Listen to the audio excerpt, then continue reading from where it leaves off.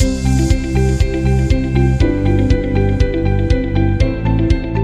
is no coming to consciousness without pain, Carl Jung.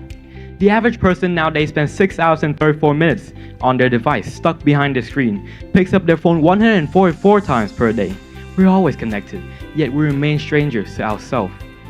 Social media has taught us to build profiles. Who's the flashiest, the most opulent, yet it engulfs the identity that lies underneath.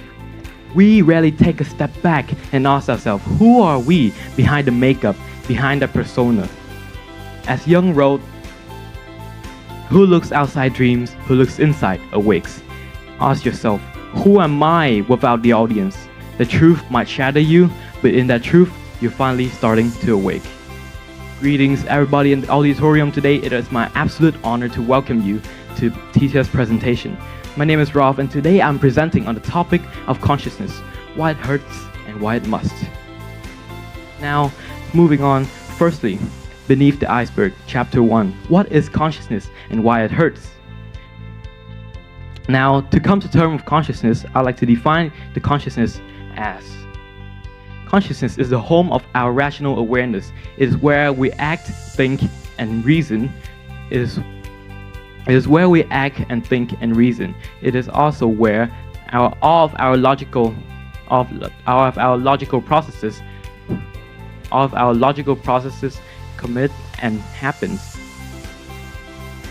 It does not create itself, but it spawns from the unconscious every day, just as it reawakens from the state of sleep every morning. A 2022 research by Nature Science Review showed that during activities like deep self-reflection, our brain, the region of prefrontal cortex in our brain, activates in a rigorous effort to preserve stable cognitive model. This goes to show you that the difficulty in coming to consciousnness is not only emotional, but we are also neurologically and biologically hardwired to feel that way. Now, founding father of psychology, Sigmund Freud, linked the human psyche to an iceberg. Naturally, the tip of the iceberg is only a margin what is below. Thus, the true dictator of our choices lies underneath. That's why coming to consciousness is such a difficult task, because we have to face with our psyche, the opponent that knows us better than we know ourselves. A 2022 study by American Psychological Association showed that 64% of adults pointed out that they avoid deep self-reflection activities because it stirs up something inside them that they rather not think about.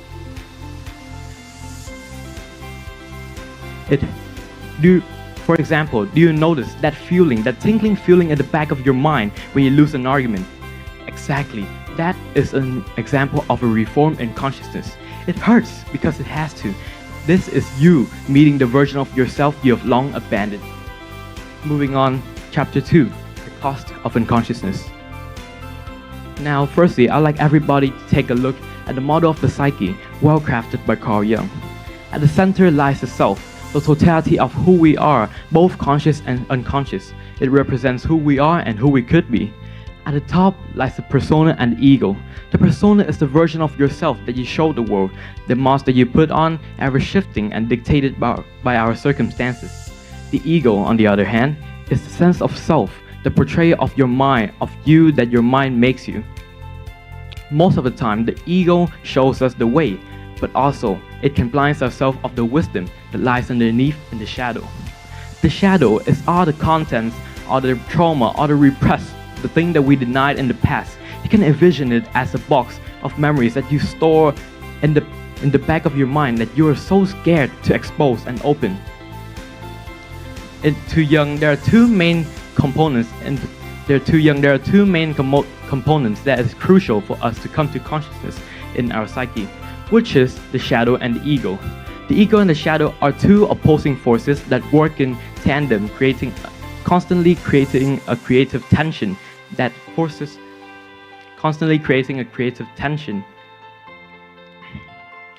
For example, let's take an epidemic that is so crucial in our lives today, an epidemic in our work life, perfectionism.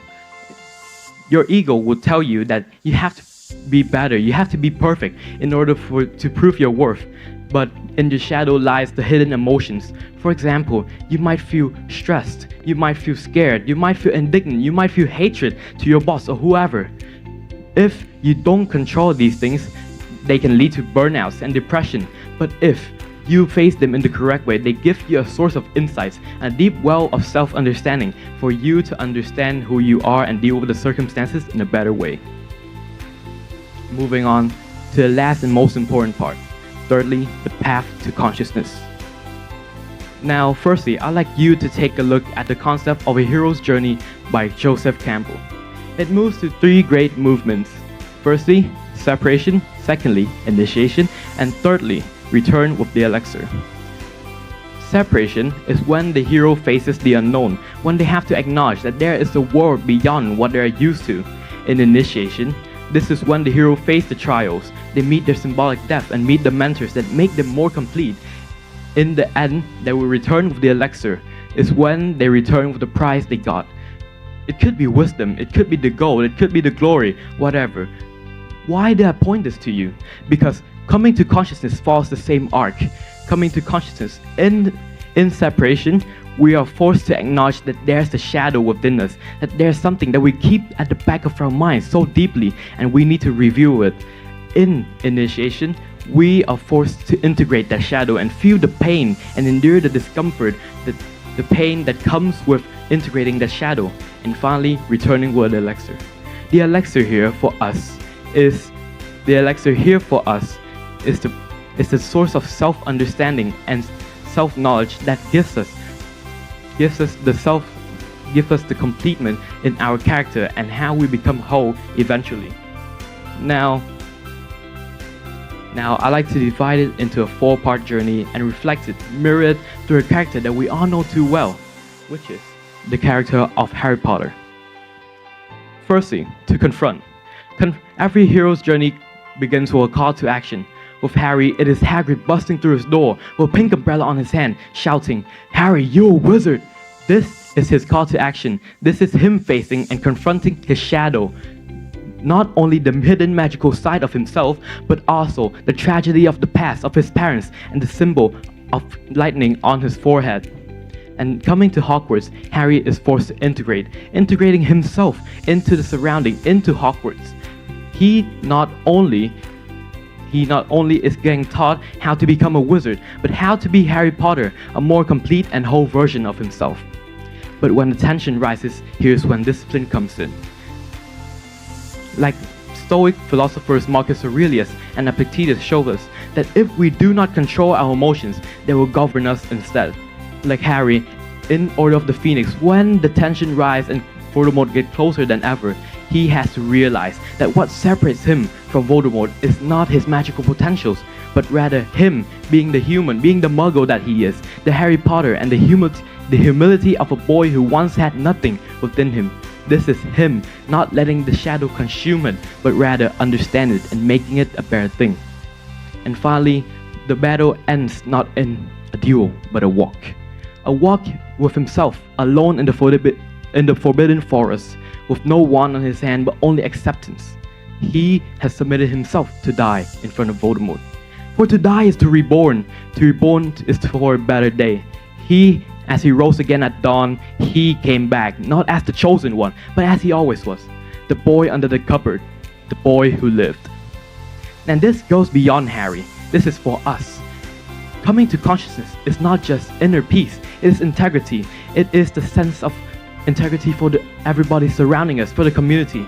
If we carry the darkness around unconsciously, it leashes out onto our surroundings. But if we understand and face it in a good way, we can become more wise. We can become a calmer version of ourselves that will eventually benefit our community as a whole.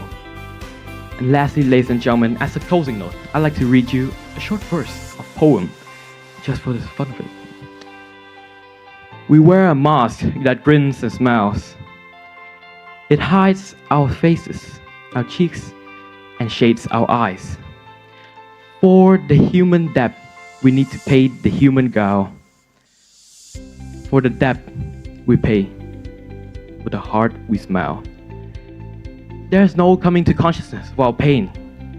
Pain is not the end. it is the beginning. It's the beginning of your journey as a hero. Thank you for listening.